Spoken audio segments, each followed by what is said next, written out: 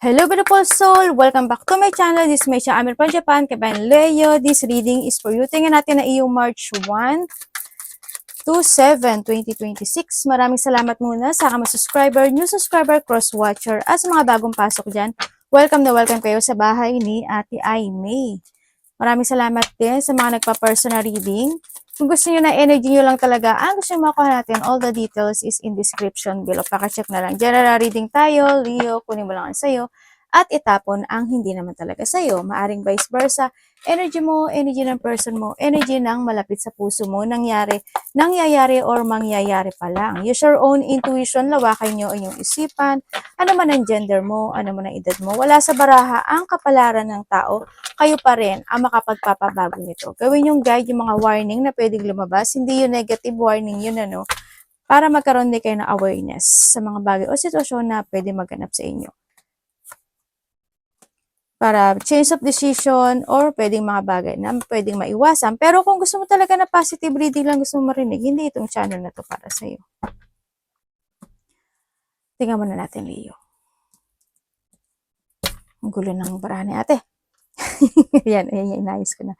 Okay, tingnan muna natin. Dito ka sa sitwasyon mo na nandun ka sa point na you are more on confidence sa mga bagay o sitwasyon na ginagawa mo this time to be stable. Yun nga lang, may mga time talaga na hindi naman talaga maiiwasan na nagkakaroon ka ng mga frustrations in life.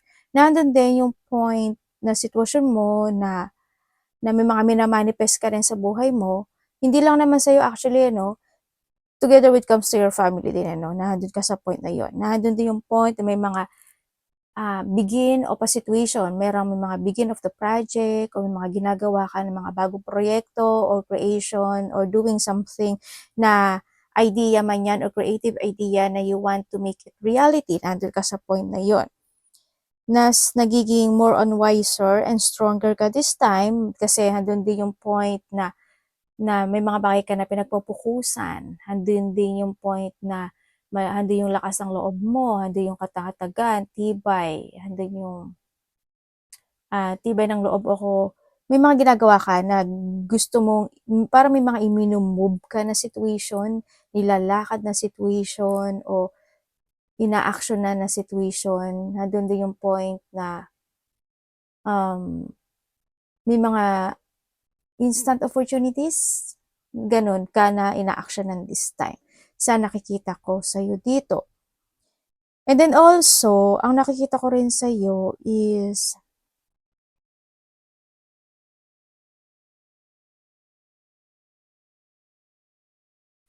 merong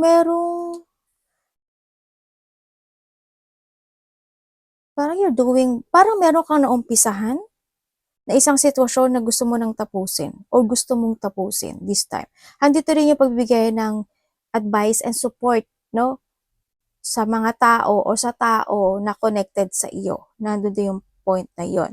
And then, na nakikita ko rin sa'yo is may mga travel. Malayo man o malapit, may mga travel situation. Ako nakita, may taong may sakit. Hindi ko alam kung ikaw, Leo, or a mother figure. Ang nakikita ko dito, may sakit siya. Pwedeng itong tao na to is binibigyan mo siya ng love and support or advice pagdating sa sakit niya, or vice versa, kung ikaw yung may sakit, baka ganun. Ikaw ang nagbibigay nito sa kanya. Pwede na doon sa point na yon. May pagtulong din ako na nakikita sa'yo. Yan, maaaring may hihingi ng tulong o may tinutulungan ka o may tutulungan ka. Nahandito din yung point na may mga bago Either may mga bagong trabaho, bagong idea, bagong project. Ganyan ang nakikita ko sa'yo dito. May mga offer din ako na nakikita sa'yo.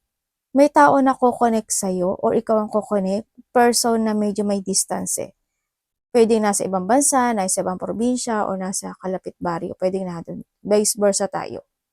May mga time daw na mananak daw yung ulo mo at saka paa mo. No? And then also, ang nakikita ko rin dito is pag-uusapan ka or pinag-uusapan ka.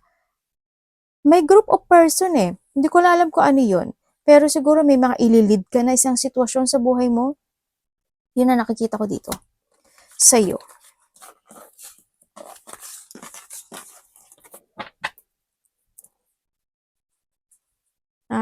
action situation ka daw na gagawin. Uy, ang ganda ng ano mo. Kasi there's a victory and success happening to your life, Leo. Within the 6 days, 6 weeks, 6 months, man yan. Yan, may victory and success. May mga goal na, may mga manifestation or goal yun na magsasuccess siya. Tapos nandun din yung point na parang you will become a center of attention. Hindi ko alam why, but you will become a center of attention. Iba sa inyo may financial problem Ingatan niyo yung financial problem niyo. 12, 18, 28, 33, and 34 Sagittarius, Libra, Cancer, and Leo.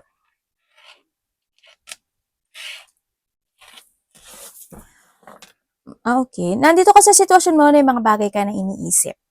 Na nandun yung confident mo.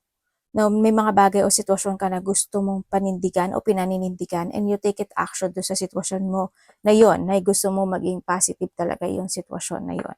Na maaring ito is ikinasisiya mo. Yun ang nakikita ko sa'yo. May mga loyal person, handun din yung allies, friend, and loyal person at mga trustworthy person. Ako na, may nagkakaroon na pag-uusap. Hindi ko alam in what way. Siguro may mga magkakaroon ng mga pag-uusap related, mga taong malalapit to sa'yo. Siguro ito is related to unfinished business. Siguro may mga pag-uusapan kayo na related to unfinished business situation. Kung sino man yan na mga tao na connected sa'yo.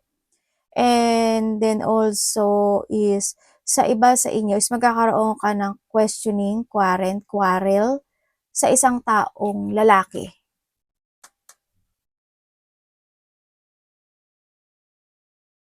Pwedeng conversation, pwedeng ganun, sa nakita ko sa iba sa inyo.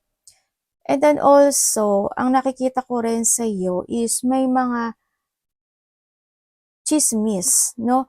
Pwedeng may mga tao na malalapit sa iyo na pinag-uusapan katulad ng nakita ko kanina. Yan, may mga tao na pinag-uusapan kanila o magkakaroon ka ng communication sa mga tao na to, no? Yan. And then also, may mga small problem, may konting anxiety sa iba. Sa iba naman dito is marang may kakaroon ka ng mga pagkabalisa. Hindi ko alam, siguro worrying or pagkabalisa situation. Ganyan. May mga excitement naman din na parating, no? Sa nakita ko sa iyo dito. May mga aso, pusa, ibon ka ba? Or isda? Yan ang sa iba sa inyo. And then also is may mga kasiyahan. Yan. May mga kasiyahan, merong luck, growth, achievement. Ako na nakikita sa iyo. And then abundance. Yung iba dito extension Hindi ko alam in what way yung extension. Baka may mga extension ka, may mga gagawin kang actionan ka. Pero tandaan mo palagi na sa iyo si key. Any situation of life is nasa iyo. May mga mag-a-unlock sa iyo, there's a change of destination sa mga kamay mo. May mga mag-open sa iyo, either this an idea or may mga mag-open opportunity sa iyo, ganyan. May mga answer and solution is in your hand. Kumbaga, yung mga fulfillment in life is ikaw lang ang may hawak. Ganyan. Kumbaga, ikaw ang susi ng lahat. Ikaw ang susi ng sarili mong success. Ng pagbabago ng iyong destiny, ikaw ang susi noon, no? Depende lang sa iyo kung paano mo a-actionan o paano mo sususian o saan mo gagamitin yung susi na yon. Yon. To fulfill any situation to your life. And then, syempre, handun din yung pagtulong, no? Ibig sabihin, may helping hand din na maaaring may tao kang tutulungan o may tao na hihingi sa iyo ng tulong. Sa iba naman sa inyo is may mga papuri o pasasalamat, no? Magkakaroon ng mga kasiyahan, money is coming din sa nakita ko, pero it's up to you din yun to make it happen kasi yung kinasa sa iyo. And then sa iba is may mga success when it comes to finances, business, iba dito gain of wealth, also nasa iyo pa rin yung kamay na yon, yung susi na yon, and abundance is coming. Merong higit pa sa hiling mo darating. Meron daw. Higit pa sa hiling mo darating yun. And then also is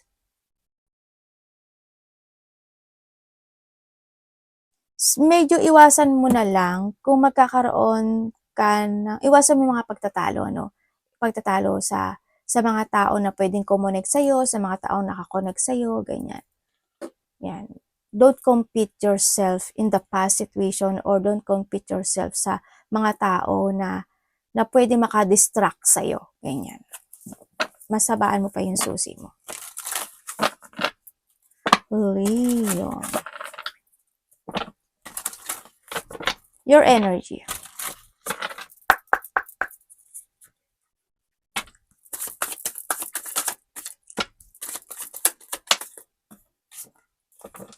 May 3 of Swords ka.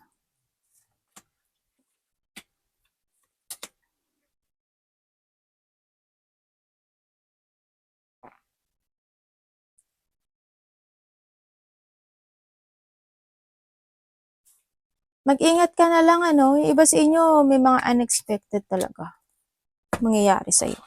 Tingnan natin. Your energy.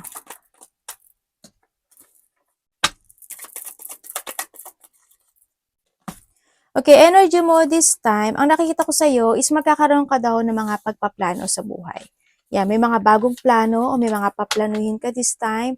Parang you're doing your fashion, so nakikita ko rin sa'yo sa iba sa inyo. May mga i-work it out ka daw this time, sa nakikita ko sa'yo dito. Nahandun din yung point na parang there's a creative idea o may idea ka na you want to make it reality. Nandun ka sa point na yun, no? Na you want to success, ganon.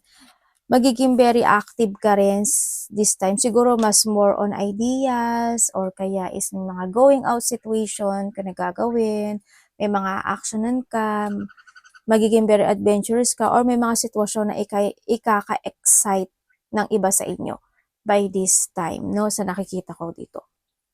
O may mga exciting plan actually sa iba, no? Ganyan. May mga i-work it out, may mga mamasterin, pa-practicein. Mayroon kayong mga i-develop o actually sa iba. May mga, parang nandun ka sa point na you're focusing to a situation and you commit dun sa bagay na yun. Yun ang nakikita ko sa'yo dito. Yun ang energy mo sa'yo.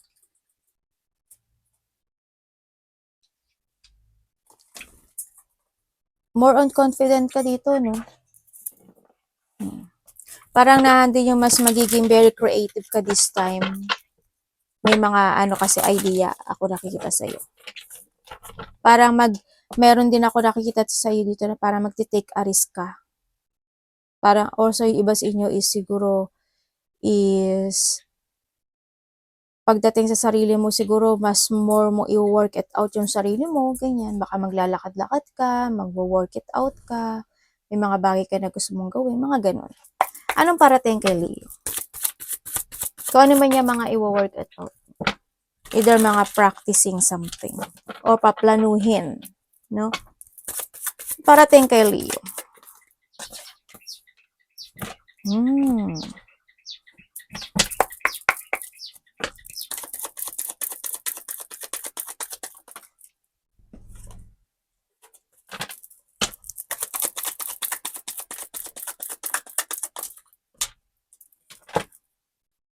Okay, parating sa'yo.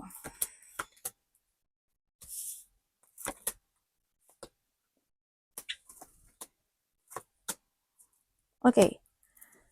Parating sa'yo, ang nakikita ko sa'yo dito, yung maraming magaganap sa'yo. Parating sa'yo kasi, andito ka sa sitwasyon mo na parang may mga naiisip ka na gusto mong gawin. Kaya siguro marami kang pagkakagastusan, marami kang idea na gusto mong aksyonan, bilhin, mga ganun. Yun ang nakikita ko sa iba. Sa iba naman sa inyo, ay anak, oy, nandudugas ng card yung anak ito. Nandudugas ng card. Nasa ilalim siya ng table, tapos kinukuha niya ng tuka yung card. Okay, parating din sa iyo is may paggastos eh. May gagastusin ka talaga. Yan, mukhang lalabas yung pera mo. Ingat-ingat na lang din, no? Yan, parating sa sayo is may mga tao or may tao na walang bilib o tiwala pagdating sa'yo, nandun din yung magkakaroon din ng mga salungatan situation, sasalungatin ka or sasalungatin mo rin sila, if ever. may mga hindi pagkakasundo, may mga pagtatalo, alitan, ganyan.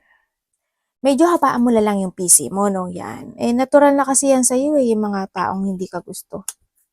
Also, para tayong sa'yo is, take care din yung sarili mo. Siguro nandun yung point na may mga time na mananakit yung bandang tiyan mo or gitna. Ganyan, gitnang katawan. Siguro nandun yung point na sisigmurain ka, kung meron kang menstruation, ganun din. O kaya is, kung ano mang mangyari, basta may pananakit kasi ng tiyan, kabag, LBM, kung ano man yan, no? And then also, baka kasi kung ano-ano rin kinakain mo, iniinom mo, o baka may makain ka, mainom na hindi good sa'yo, di ba? Baka manakit yung ano mo. Baka mamaya, expired na pala, kinain at ininom mo pa. Ingat na lang din, no? O kaya mga maling inumin o pagkain. Also, ang nakita ko rin sa'yo is merong taong babae na makikipag-usap sa'yo. Maybe kasama sa trabaho or a family member. Ganyan. Kakausapin mo siya or kakausapin kanya. Pwedeng yung iba dito is isa, dalawa, hanggang 3 tao. Pwedeng pangatlo ka doon, ganun. O pwedeng pang-4 ka, magkakaroon sa iba sa inyo ng mga dealing or magkakaroon ng mga conversation related to a money o kaya hindi mga collaboration sa iba. Sa iba dito is mga partnership. May mga ganon. Parating din sa iyo is yung may mga papers and documents daw no, na kailangang ayusin or pwede, hindi ko alam in what way. Marami kasi pwedeng mangyari sa papers and documents. Pwedeng susulatan mo, a-actionan mo, hahanapin mo, ipapasa mo, kung ano man yung papers and documents. Also, yung tulad ng sabi ko kanina, pagtulong. There's a victory and success din ako na nakikita sa'yo. Dito, within the 3 days, 3 weeks, or 3 months. March, April, May, June. Pwedeng June o kaya is pwedeng July or pwedeng May, pwedeng ganun. Basta days, weeks, or months man siya, no? Or maybe by the March, pwedeng na doon sa point na yon. Yan. May mga successful situation. And also, may mga happy situation. Ibig sabihin, may mga happy gathering, ah, may mga something. Sa iba sa inyo siguro may mga a collaboration talaga o kaya may marireceive ka or ikaw ang magbibigay, ganyan. May mga cooperation and celebration. May mga magchi-chill-chill din no? Yun ang nakikita ko dito. May mga magchi-chill-chill situation. Pwedeng lalabas kayo, kakain kayo, o may mag-aaya, magkakaroon ng ayaan, pwedeng na sa point na yun. Magkakaroon, may taong gusto makipag-communicate sa'yo, no? A past person. Pero ang hindi ko lang maintindihan sa kanya, naguguluhan daw siya. Yun ang nakikita ko dito. And then also, iba sa inyo, may mga maaalala daw kayo. Para magkaroon ka ng mga reminiscing from the past situation. Good man yan or bad. Yun. So, iba sa inyo, marami talaga opportunity na darating sa'yo. As in. Dito ka.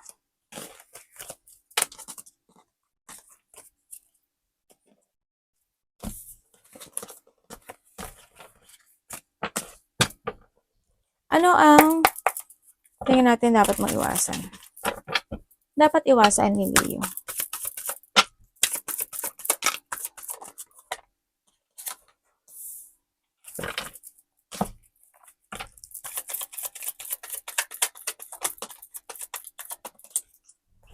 Okay, dapat mong iwasan. Okay, Leo, iwasan mo yung, hindi ko sinasabi na magdamot ka sa buhay, no? Pero yung labis-labis, anything. Yung labis is masama. Labis sa pagkain, labis sa pag-inom, labis na paggastos, labis sa pagbibigay, basta lahat ng labis masama, no? Yan, iwasan mo na lang din. Iwasan mo,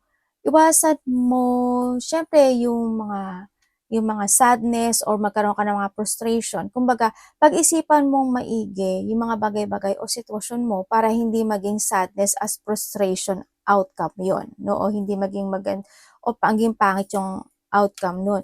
Huwag kang agad-agad na magdedesisyon na hindi mo na pag-isipan kasi baka mag-mess, di ba? Yun, iwasan mo, hindi mo pag-isipan muna.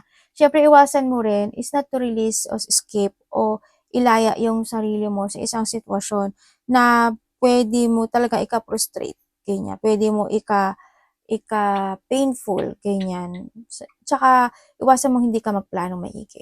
Ingatan mo rin yung pagsasalita mo, no? O pagbibigay ng mga opinion, ganyan. Yung pangangatwiran mo, ingatan mo rin, ganyan.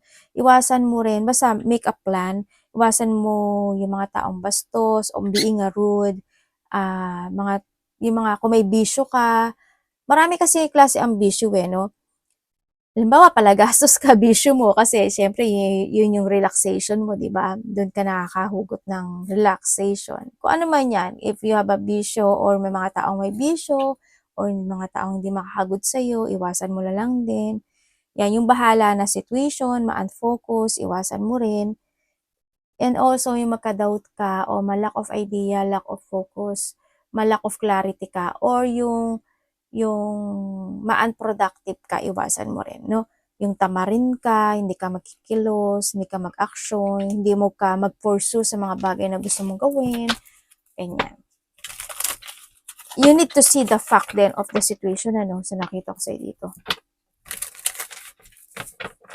Siyempre, mga conflict, pagkainis, yamot, ganyan. Love, kapatid, anak, magulang, karelasyon, kaibigan, pamilya, sino man itong love ni Leo. Leo in love.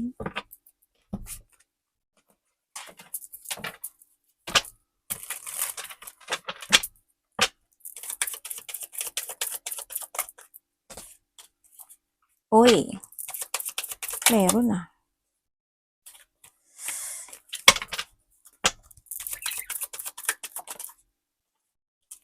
Okay, kung ikaw is single. Okay, kung ikaw is single, meron. No, meron taong nag-iisip sa'yo dito. Pwede itong tao na to is in a distance kayo. Hindi ko alam why. Siguro LDR kayo o kaya naman kilala mo na to as in. Sa mga single meron. Kilala mo na to pero nandun siya sa point na naghihintay siya. Sa nakita ko dito, maaaring magte-text o magkakaroon siya ng communication sa'yo. Nakakausap mo na to. Ang hindi niya lang, palagi kanyang nasa isip hindi ko alam why, pero nandun siya sa point na kung nakikita mo siya o nakakausap mo siya or nai-imagine mo siya na siya is parang masaya, okay, hindi. Deep inside kasi parang may lungkot ako na nakikita sa kanya. Sa mga single dyan.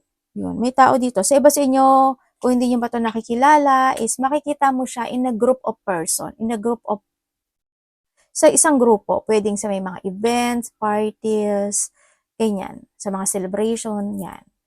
In person man siya or pwedeng sa mga, kung sa ano yan, mga, halimbawa, kung content creator ka, mayroong nandun sa point, di ba, may mga ganun, mga live situation, pwedeng nandun sa point na yun. Or makikilala mo siya sa friend to friend, mga ganyan. Yun na nakikita ko, ha? So, ba't ito kilala nyo na to?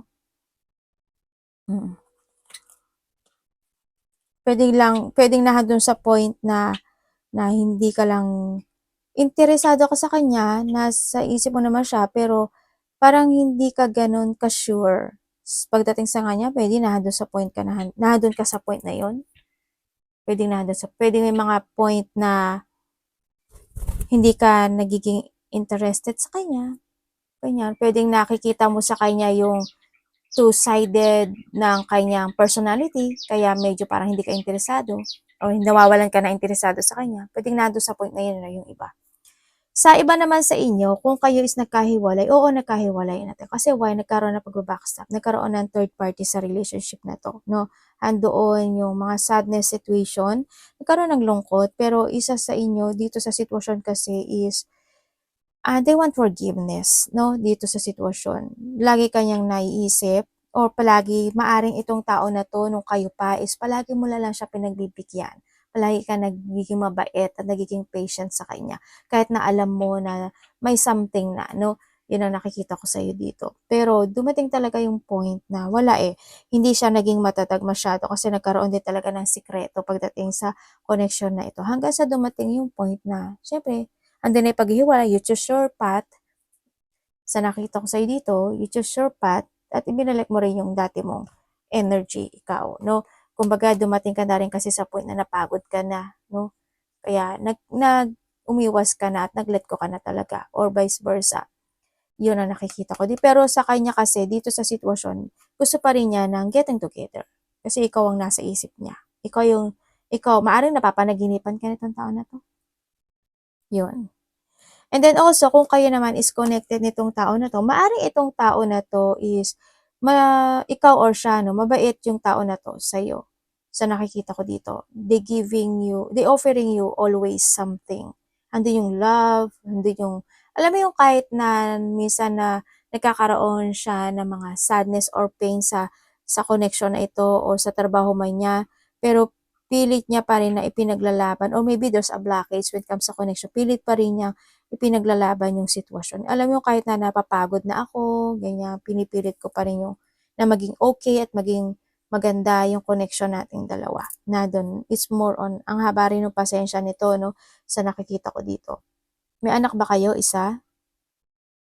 Yon. Kumbaga, nahandito yung point na, kasi meron ako nakikitang babae, hindi ko alam kung sino yung babae sa buhay nyo, or sa part mo or sa part niya. Parang nandun yung point na they thinking about something when it comes sa connection na to na ayaw niya. Parang hindi siya pabor sa connection na ito, no? Yun na nakita ko. Sa iba naman sa inyo, kung alam niyo may third party, meron na meron na meron. Yeah, meron na meron eh, no? Alam niya naman siguro gagawin niyo dito. Oo, meron, may third party. Kasi nagkakaroon ng paglilihim, no? Ako nakikita dito. Pwedeng na dun sa point na itong dalawang ito is palagi sila nagte-text-text, nagme-mail-mail, tapos nando yung point na nakikita sila sa gabi. May sinasabi na na bahay. Ating iba dito, no, kung third party ka, o may third party talaga, may family na to. Either ikaw yung may family or siya yung may family. Pero may sinasabi kasing house, ako nakikita, hindi ko alam kung ano yung related sa house na yun. Yun, pwedeng na doon sa point na they offering you a house, they offering you na magsama kayo, they offering you something, or ikaw ang nag-offer, parang nando sa point na yun. Yun ang nakikita ko. Pero, siyempre, sa may mga third party dyan, alam nyo na yan, anong gagawin nyo. Diba? Tingnan natin yung money mo.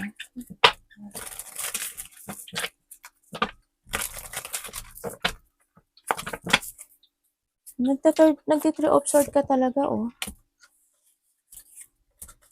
Oh, talaga. Sabi dito, sa iba sa inyo, may mga unexpected. May mga unexpected blessing, unexpected himala, unexpected, basta may mga unexpected na ganun. Yun na nakita ko. Pwede na 3 days, 3 weeks, or 3 months. Tingnan natin. Money. Kung ano man unexpected yan. Pwedeng unexpected conflict, unexpected disappointment, unexpected sadness, kalungkutan, separation, depression, pwedeng mga ganun. Sa iba ha, yun. Tingnan natin ang iyong money.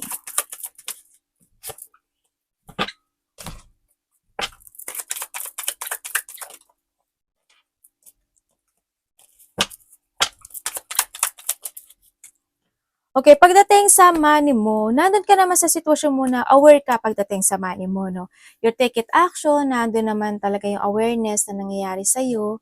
Kumbaga, nandun naman din yung point na kahit pa paano exciting. Kasi nandun din yung pagpaplano mo pagdating sa iyong kaperahan. Sa iba sa inyo is maaari may mga hinihintay kayo pagdating sa pera. Pwede na nandun point sa point na yun. Or yung iba sa inyo is nandun kayo sa point na pina-progress nyo talaga, nagpo-forward kayo, and mas nagiging more on creative kayo this time, kung paano mo mag-growth more yung kaperahan mo this time. Yun na nakikita ko sa'yo. Mas nagiging adventurous ka, talagang you giving your action. may mga bagay ka na tinatry, no? Explore ka rin kasi sa nakikita ko sa'yo pagdating sa money mo. Hindi, kumbaga, ano ka, mahandun yung action, no? Sa nakikita ko sa'yo pagdating sa money mo. Handun din yung preparation pagdating sa pera mo. Yan. Sa iba naman sa inyo is, pwedeng may tao na naghihintay na sa'yo pagdating sa pera. Or maybe ikaw yung naghihintay. Advice.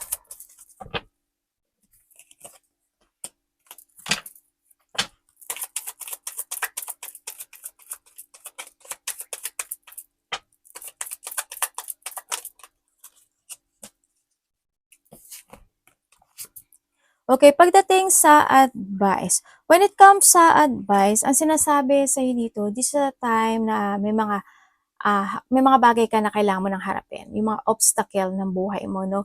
Mas maging more on wiser and stronger ka na rin daw. Whatever holding you back sa nakaraan, siguro this is a time to let it go. Yun ang sinasabi. And huwag ka daw magkakaroon ng mga pagpapaliban sa sarili mo. Iwasan mo yun. Tsaka syempre, you need to open up or maging open-minded ka rin. Ang sinasabi rin sa'yo dito is be creative, no? Magplano ka daw talaga kung ano mga bagay na gusto mong mag-growth sa buhay mo.